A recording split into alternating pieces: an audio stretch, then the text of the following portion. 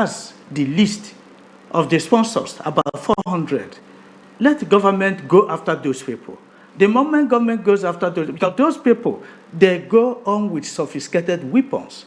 So poor people cannot acquire the kind of weapons.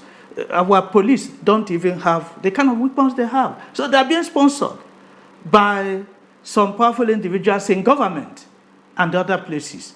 And so we want government to be proactive in identifying the sponsors and dealing with them. The moment that is done, we know that the days of banditry in Nigeria are numbered. And so far, they are doing talk shop. No serious action yet. So we advise the federal government to engage, take some fundamental actions by adopting strategic engagement, identify the sponsors of this banditry, and then prosecuting them.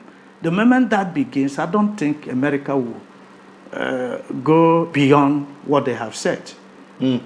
All right, let's shift now to... But before you go there, okay. Yes, by yesterday, China indicated, and people are now... See, in international relations, no country organizes bazaar for another country. So those who are jumping up that China has come to the defense of, they are deceiving themselves. China is only interested on her economic interest. China is engaged in a number of projects in Nigeria. And China, we expect China to condemn what is wrong. We don't believe that America will go to the extent of invading Nigeria. Okay? But whoever is clapping for China is wasting time, because China is here for economic interest and nothing more. I mean, wouldn't you rather root for someone who has economic interest that you are also benefiting from than someone who's outrightly threatening you? No. See, well, another name for what China is imperialism. China is steadily taking control of major sectors of Nigerian economy. And so China wants to maintain that interest. And an American invasion distorts that interest, isn't it? Not necessarily. I'm sure America has only issued warning. America has not invaded. America said, stop this. Stop it. America hasn't given data that they're going to invade. They just say, stop it, it is not good. And remember, even that bloodshed, you know, the war has become a global village. So what happens in Benue State affects America. What happens in Plateau affects America. What happens in Southeast affects America, because the world has become a global village. So it affects them economically too. So when they are saying that doesn't mean that they are invading Nigeria already, but they have won. So China is being driven by national economic interest. All right.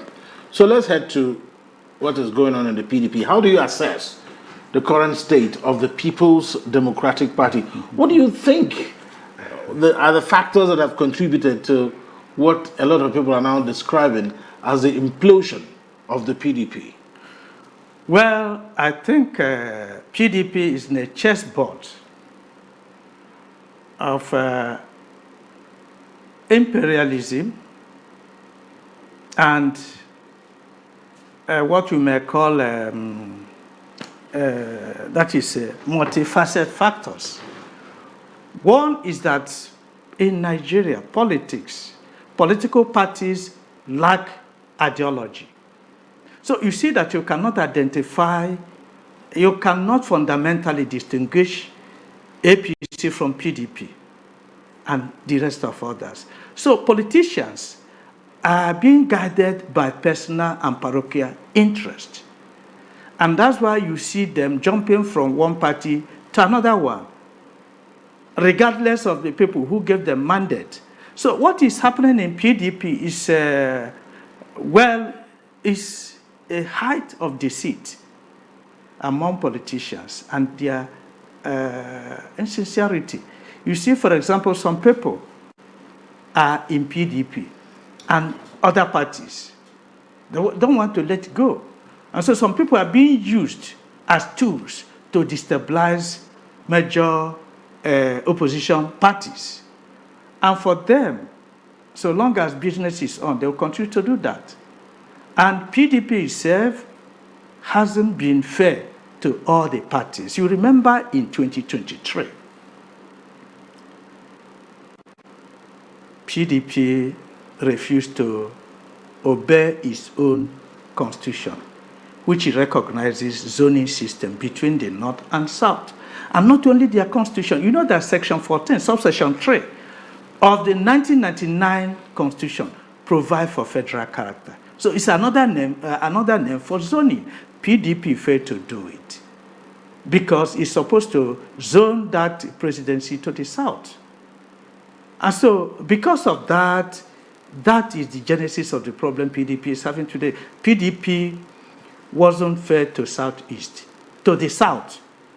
You can see that the entire of South-South essentially controlled by the PDP. Southeast are more dissenting until after 2023. And so you can see the thing. So PDP wasn't honest to itself. It wasn't honest to the members. And so anything, any business that is based on deceit cannot stand. Any house that is founded on sand cannot stand. So that is the problem PDP is having. And it will continue. Of course, when I heard about, when I read about what is happening, I told somebody that I wasn't sure that the 15th November planned convention of PDP will hold. I mean, there are two factions now, Yes. the Sam Anyanwu faction and the Damago faction. Ologunaba. Yes. So suspensions have happened. The Sam Anyanwu faction is suspending Damagu Yes. and Ologunaba. Ologunaba's faction are suspending Yes. Sam Anyanwu. So Yes. do you see a way back for the PDP in this? Or do you think they've gone to the point of no return? I think reconciliation may be difficult in PDP because first is that the two factions are being manipulated by some powerful external forces. Anyanwu is not alone. Senator Anyanwu is not alone. You know that the FCT minister is with him and some others. The other faction, to some extent, is also not alone. And come and think of it. Remember that that very party in 2015, a number of PDP governors left PDP to form APC. And so that thing is retributive justice has visited PDP. And we expect PDP to put its house in order. But the truth is that it's like the leadership for PDP has lost focus. I mean, currently, who do you think is the most influential person in the PDP? Who do you think calls the shot, basically? Whatever will happen tomorrow or next tomorrow in the PDP must pass through his table. To tell you the truth, it is not easy to say categorically it is Mr. A. As a matter of fact, unseen hands are piloting and directing PDP. Unseen hands, unseen forces are directing and piloting. Okay, what do you say about the multiple rulings? A federal high court ruled that there should be no convention. And then by yesterday, another court in Southwest said, look, there should be a convention. So you can see that the thing, well, will be skeptical about the judiciary. But you can see how every sector is being immersed. So the people you see are mere fronts. You go to the Magu faction, there are fronts. You go to Anyanwu faction, there are fronts. So the unseen hand, the big masquerades are behind the two factions. And that's why reconciliation may be difficult. So they are the puppets being used in the game. Yes, they are puppets. Okay, let's shift our gaze now to Mazi Nnamdi Kanu. Yes. You already know that he has decided to defend himself. Yes. He fired his legal representatives. I mean, what are the key issues driving the debate around Mazi Nnamdi Kanu's trial? And how might this outcome impact not just Mazi Nnamdi Kanu, but the Southeast region as a whole, do you think he can pull this off, defending himself? Well, it gives much concern to every unbiased observer, especially an Igbo man, and every progressive-minded Nigerian. Nnamdi Kanu was said to have opted to defend himself, basically out of frustration. According to media reports, he said that his lawyers are afraid of speaking out the truth, that he was going to, and he has said many witnesses he would invite. And then at the last, in fact, even they said that, well, at the last count, he said that there were no charges, valid charges against him. So he had no case submission.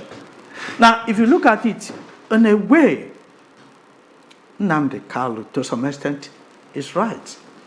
As I said before, Nnamdi Kanu was bundled to Nigeria like a common criminal. And then he was charged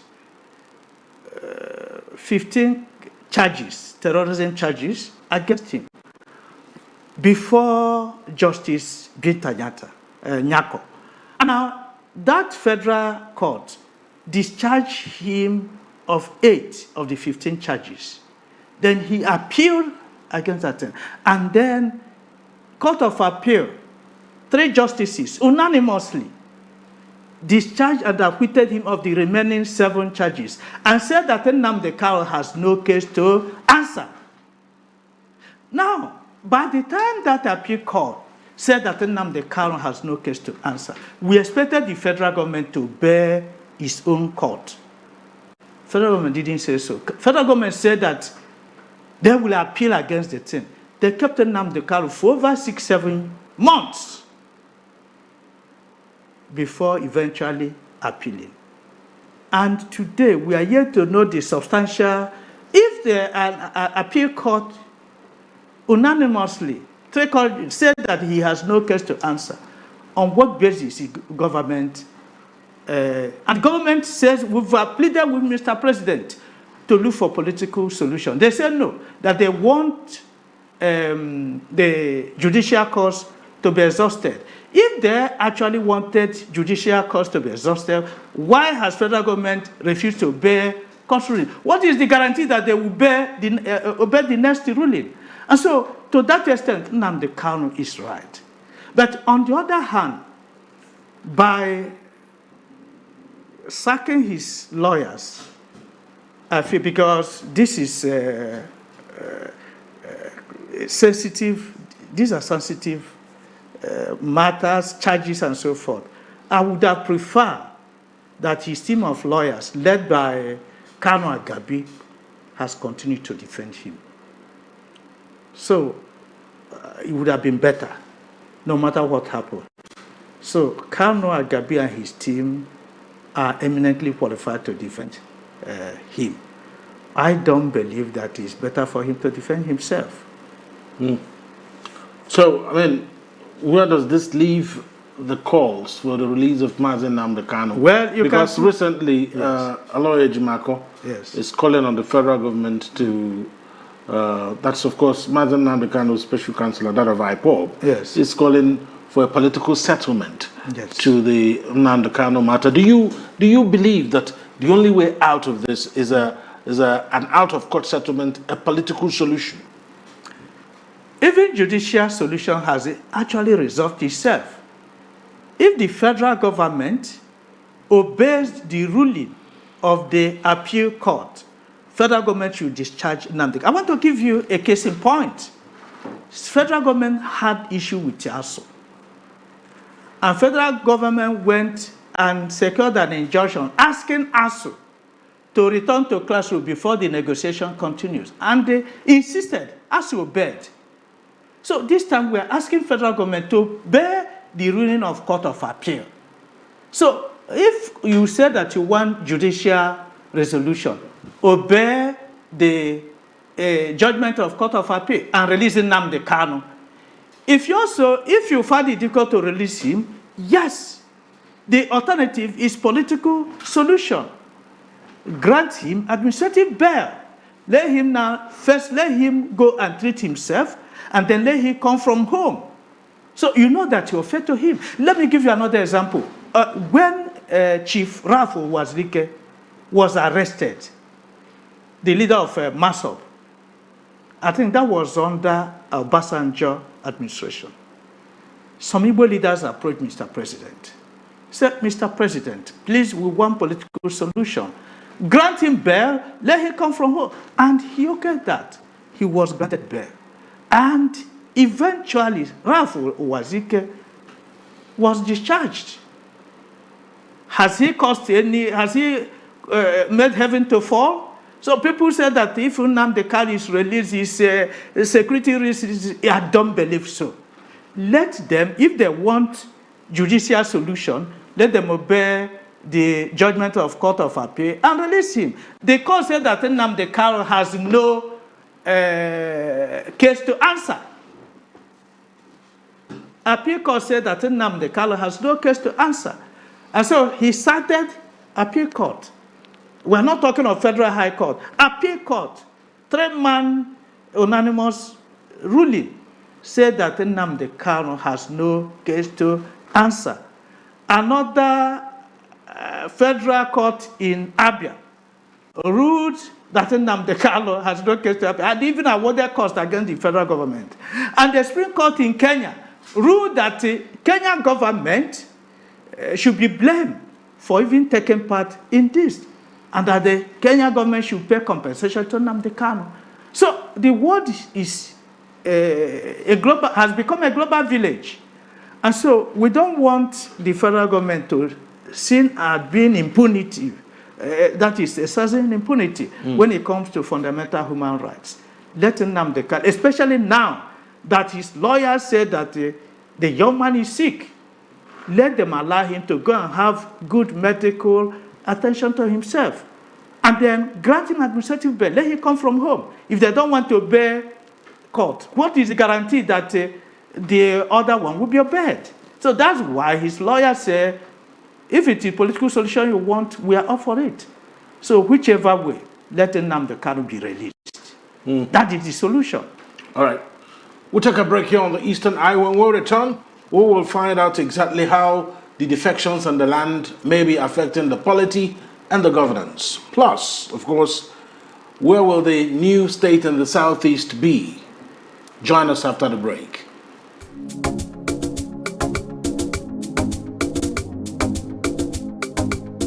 You're welcome back to Afia TV's Eastern Eye.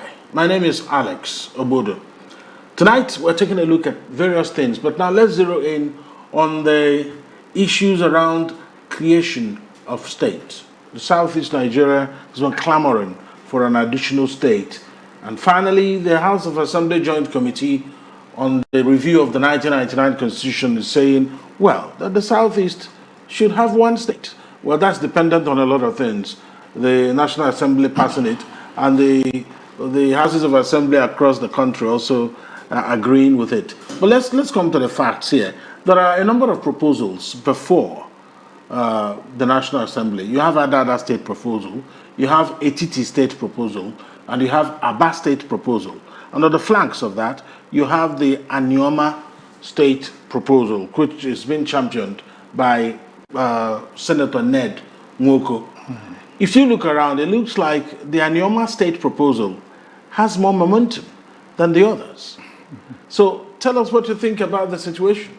Well, thank you so much. On the state creation, I want to commend the National Assembly for considering it necessary to reintroduce the issue of additional state for Southeast. Although I do not agree the strategy they have adopted, this endless debate, as a matter of fact, the 2014 Constitutional Conference recommended that an additional state should be given to Southeast in order to bring the zone at pair with other zones, because other zones are 6. While Northwest has 7 states, the others have 6. So additional state for Southeast will make Southeast to have 6.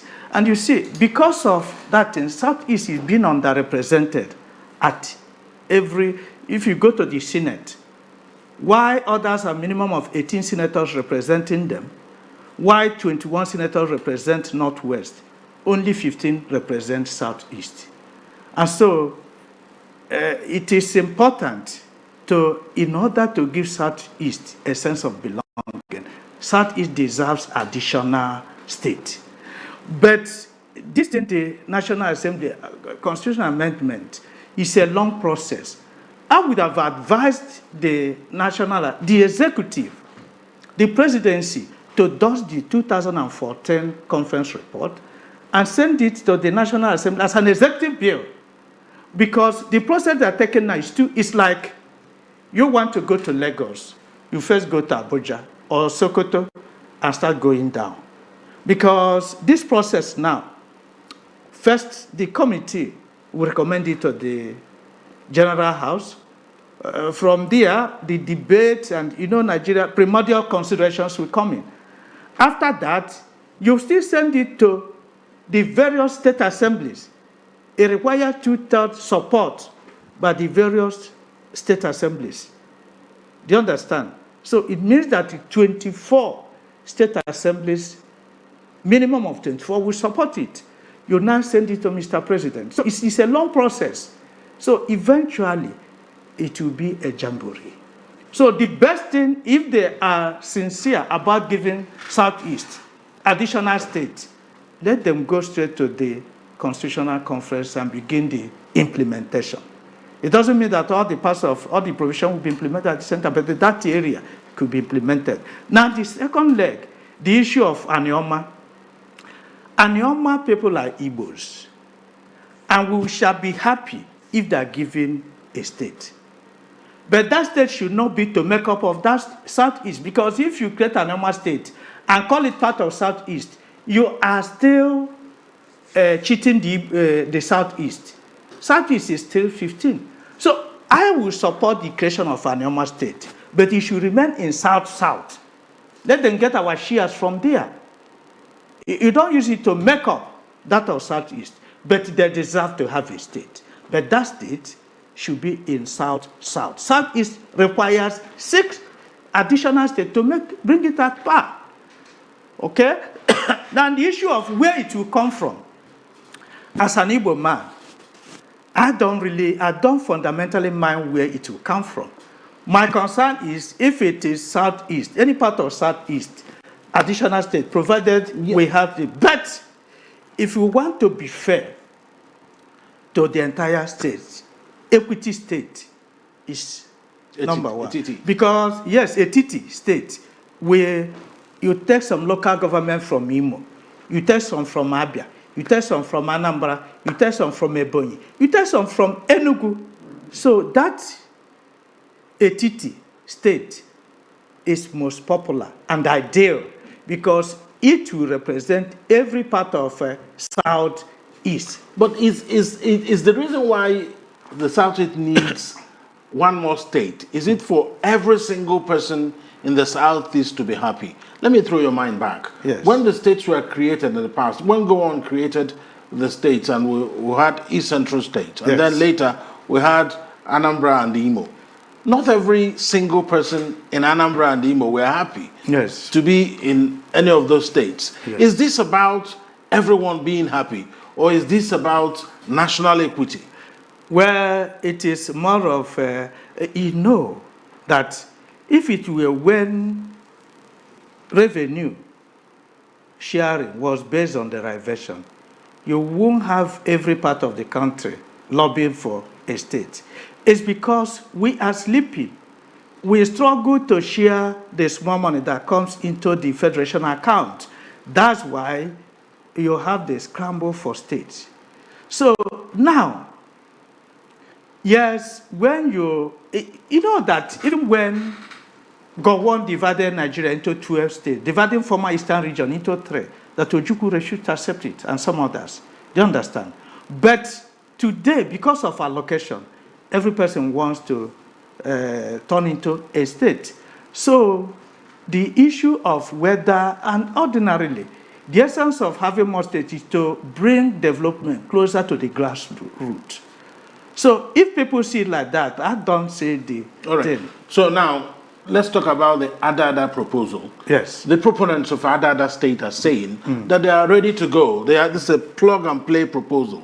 That if today you give them Ada, they are ready to go. Yes. They already have a capital in Nsukka. They have everything going. The local governments are, I think we'll have a map there for what could be an Ada state. Yes. That they are ready. Just give it to them. That's it over there. Yes. Where's the north, where's the south, Nsukka, Udenu, issues, or Igbo Etiti. They are ready to go. It's plug and play. You are not going to meet anybody to give you two local governments, like in the case of Etiti, where a lot of people are already talking tough that you cannot take any part of their local government to add to any new state. Don't you think that in doing this, you will have to go for an option that will not put the Southeast in an awkward situation? Let me say this. This should be a warning to people of Southeast. It's a bobby trap to start struggling. Where will state come from? Is it Ada? Is it Aba? Is it this? Is it that? Igbo should learn from history. We don't need to kill ourselves over where the state will come from. Any part of the Southeast is okay to go. But let me tell you this. If you want to bring in the sense of fairness, equity, and justice, the most popular one. We know that other states has been there. The demand for it has been there for a long time. I know about that. But what would be better for Southeast is to take from different, any local government that said that they don't want it, they should be left alone. I don't see what they should say to. So the Igbo should not start fighting over where the state will come from. There's actually there is no fight. That will split us. The arguments are rising, and a lot of people are thinking that it's better to hand this to people who were already clamoring for states instead of going to hand it to a set of people who haven't even thought about being a state in the first place. Remember, the Aba state proposal, they are telling you that they've been on this for a long time. Yes. Even the Anyoma struggle started with Dennis Osadebe. Yes. So you have three major demands. Yes. But the two of them seem to be the much dated ones. Ada and Anyoma. Listen, Anyoma was part of Western region. And when Midwestern region was created in 1963, 64, Anyoma became part of Midwestern state. There are Igbos as the people in the Southeast. Even apart from Anyoma, we have a Banke in Edo and some others. They should be merged together and made a state and be created a state. But that should not be a replacement for a state for Southeast. They deserve a state. We support it. Okay? We support it. But that should not replace that of the Southeast. That will be like, I give you 15 naira and I can collect 15 naira from the other side. So they have not solved the issue of Southeast.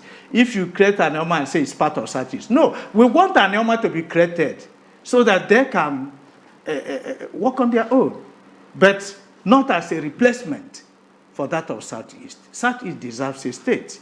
And the issue of Aba state has been clamoring, Ada should not arise. Igbos should not allow themselves to be deceived by fighting over where will it come from, because that will split our efforts. Wherever it will come from, let the Igbos support it. It will be equitable, it should be from Etiti. Yes, I understand what you're saying. Yes. But there are other parts of the country that are also making presentations to have a state. Southeast is not the only place where states have been proposed. We have no problem with that. Yes, so what we're saying is that, is it not necessary, maybe at this level, to say, okay, to have as loosely as it can be, to have some kind of a consensus that this is what it should be. Do you think Ohaneze can play a role in this? Do you think that the Igbo Elders Consultative Forum can play a role in being advisory? What direction should the Southeast take? Igbo, because everybody is saying we've been asking for creation of states since 1950, and because of that, it has to be given to us. Well, those people, as I said before, should not allow this thing to split the Igbos. It will end up being a wasted effort. If you read that 2014 conference report, the report said that additional states should be created. But before creating from other parts of the country, one should be first of all created for Southeast and bring them at par with others. Now, after that, they can decide to create one from each zone. In fact, they recommended two from each zone. That will make it additional 13 states. You create one for Southeast to bring it at par with the others, and they then create two from the 6 zones. That will make it 13. We have no problem with that. And by the time that is done, you can now see that by the time you create a TT, you still have to create 2 additional states from Southeast. Then you go to Delta, you create Anioma, and create, you go to South, you create Anioma, and create a job, maybe 2 there, and 2 there. So that's all. But the problem is, what of the viability? It's because Nigeria believes in sharing from the federation account. That's why I've been suggesting that Nigeria should revert to derivation as the major principle of revenue sharing. But that can only work if every state has something it is offering. They should. Because you can't talk about derivation when there is nothing under your earth. No. Derivation is for those that are producing something. Yes.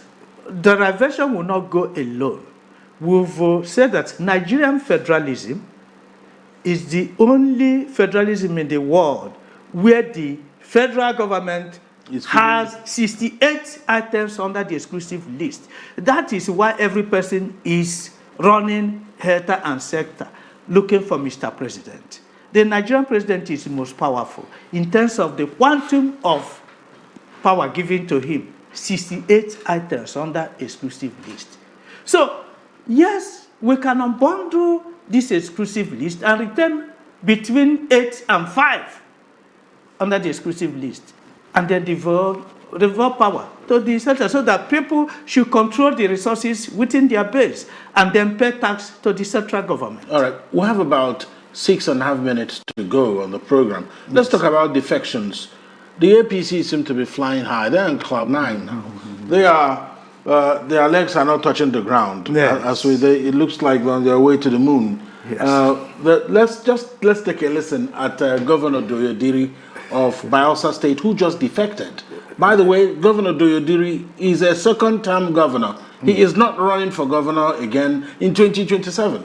But he has defected to the APC. Let's take a listen. This defection is not a Bayelsa defection. It is his own nation defecting to APC. There is so much we can do together by aligning with the federal government that has shown us the will and the direction that they love Ijaw people, that they love Bayelsa State. A lot of people were afraid, maybe there are factions in APC. Since I announced my coming, I have been accepted by the whole of APC family in Bayelsa. So I want to thank the APC family that have come to meet in Bayelsa. I am not a bossy type, you know. I have come to unite us so that we can work together and produce 99% result in Bayelsa come 2027. I am very sure that with all of you, Honorable Minister, MD, NDDC, the Chairman, Niger Delta Basin Development Authority, and all of you behind me, you know that Bayelsa is taken. We shall stand. Tinubu, on your mandate, we shall stand. On your mandate. There you have it, the Governor Doyodiri of Bayelsa State. So he says it's his own nation defection. So my in-laws have defected to the APC. So, Professor Nwekeaku, Yes. look at this. So, it's a broom revolution. So, what is this about? What are the governors scared of? There's nothing revolutionary about it. It's being motivated by selfish and parochial interest. Here is the person who is completing his second term. Ask why is he defecting? Number one, first is that he didn't consult his people. Second is that Bayelsa State is one of the smallest states in Nigeria. But Bayelsa has produced president of Nigeria under the PDP platform. So if there's any state that needs to complain, not Bayelsa. So he's economical with the truth. First is that he is completing his tenure by May 2027. And the question is, where will he go? One is that by joining APC, all his sins will be forgiven him. Two, EFCC will not go after him. No security agencies will go after him. Three, he is sure of either securing a Senate ticket or ministerial appointment. So all these things he's talking of a job, this, are neither here nor there. He is being guided by personal interest. And you know that the moment you join APC, all your sins are assumed to be forgiven you. No person will prosecute you again. And that's why he's joining. It's not the interest of the judge or Bayelsa, but his personal interest. So how many more governors will defect to the APC for the APC to be satisfied? More may still defect. But the truth is this. You will see what happened in the First Republic. When you have two giants that formed an alliance, you know that the NCNC formed an alliance with the Northern People's Congress and then liquidated Action Group by imprisoning the leadership of Action Group.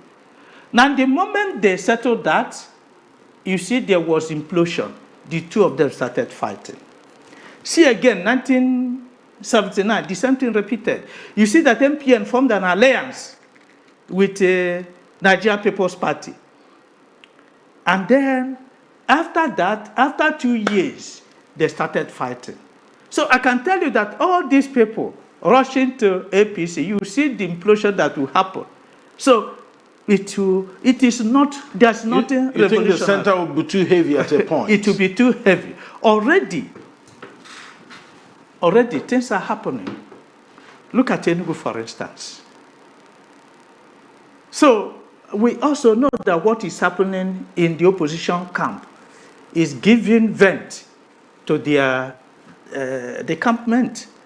For example, you have two factions in PDP who will sign the papers, the nomination forms for them, especially now that National Assembly is trying to bring the election forward, other things being equal, by end of 2026. So making it to be difficult for the opposition parties to organize themselves. PDP is in tatters, Labour Party is in tatters, even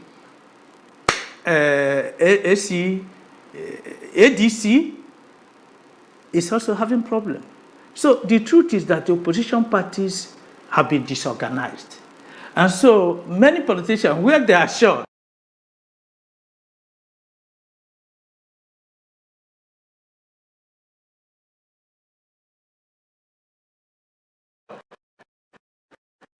their nomination for will be is APC. And that will not take time before a greater implosion will happen in APC, because they are not going there based on ideology, but they are going there based on stomach infrastructure. And this is dangerous for democracy. It's not good for Nigeria. A place where you don't have opposition, the government in power will it will degenerate to tyranny. I think that would be a good place to leave it. Professor Charles Nwekeaku, thank you so much for your insight on the program tonight. Thank you. Thank you so much. That's the Eastern Eye for tonight. We'll be here tomorrow, same time, for another episode of the program. My name is Alex Ogbodo. Good night.